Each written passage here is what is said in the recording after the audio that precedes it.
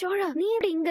ஒரு நாள் முழுக்க எங்களை கோயில்ல வெயிட் பண்ண வச்சுட்டு ஜாலியா அங்க நிச்சயம் பண்ணிக்கிறேன். உனக்கு பாத்துருக்க அந்த பையன் என் அண்ணன் அளவுக்கு இல்ல, சுமாரா தான் இருக்கான். என் அண்ணன் கெத்துக்கு இவெல்லாம் கூட வர முடியாது. இப்படி ஒரு மொக்கையான ஆளதான் கல்யாணம் பண்ணிக்க போறேன். நீ அது வரைக்கும் எனக்கு சந்தோஷம் தான். இங்க பாரு, நீ டென்ஷன்லாம் ஒண்ணும் ஆக வேணாம். நான் பிரச்சனை பண்ணலாம் ஒண்ணும் வரல. மாப்பிளைய பாத்துட்டு போலாம் தான் வந்தேன். சந்தோஷமா ஜாலியா இரு.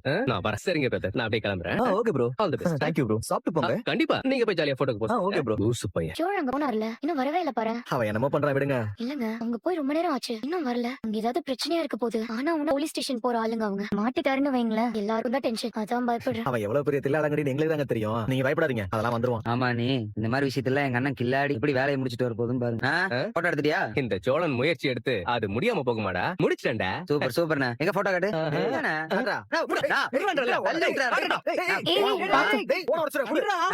பாத்தீங்களா, நம்ம மண்ணை பாக்குறது எவ்வளவு கெத்தா இருக்கும். இவன் நல்லாவே இல்லைங்க, சும்மா பவுடர் போட்டு ஏமாத்திருக்காங்க. இவ்வளவு தைரியமா உள்ள போய் போட்டோல எடுத்துட்டு வந்தீங்க? அண்ணே, அண்ணன் ஒரு வேலையில இறங்கிட்டா அந்த வேலை முடிஞ்ச மாதிரிதான். ஏ பல்லவா, வாழ்க்கையில இன்னைக்கு தாண்டா உருப்படியான ஒரு வேலை பாத்திருக்கேன். சரிடா. எப்ப பார்த்தாலும் குறை சொல்லிக்கிட்டேன். வாண யார போட்டோ எடுத்துக்கும் பாக்குறியா? என்னமோ ஊர்லயே இல்லாத மாப்பிளைய பார்த்த மாதிரி துபாய் மாப்பிள அது இதுன்னு சொன்னாங்களே, அந்த பையன் எப்படி இருக்கான்னு பாக்குறியா? கொடுங்க, ரொம்ப சுமாரா இருக்கானே.